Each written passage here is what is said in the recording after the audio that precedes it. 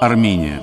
Скорбящие собрались в городе Гюмри на северо-западе страны для предания земле 6-месячного мальчика, который был ранен штыком в жестоком нападении на его семью.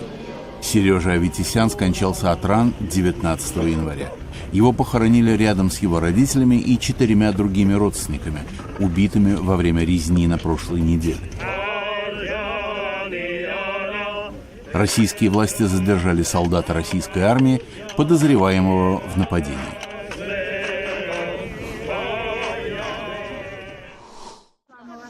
Киргизстан. Десятки людей вышли на улицы столицы страны Бишкека с требованием сохранить генерального прокурора на своем посту.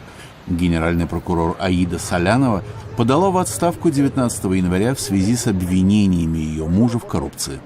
Перед своей отставкой Салямова завела уголовные дела против нескольких членов киргизского парламента и высокопоставленных чиновников.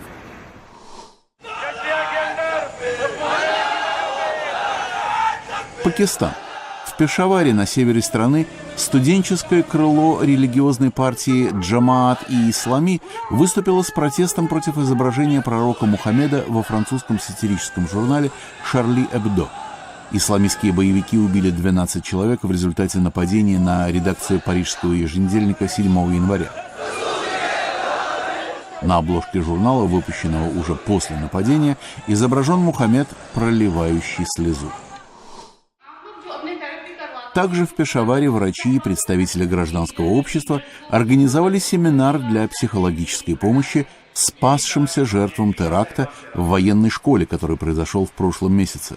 В однодневном мероприятии участвовали родители потерпевших и ученики школы. В общей сложности при нападении талибов 16 декабря погиб 151 человек, в основном учащиеся.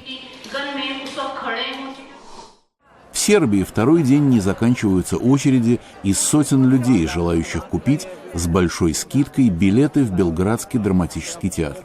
Некоторые билеты на февральские представления поступили в продажу по 1 и 2 евро, что на 90% ниже обычной стоимости.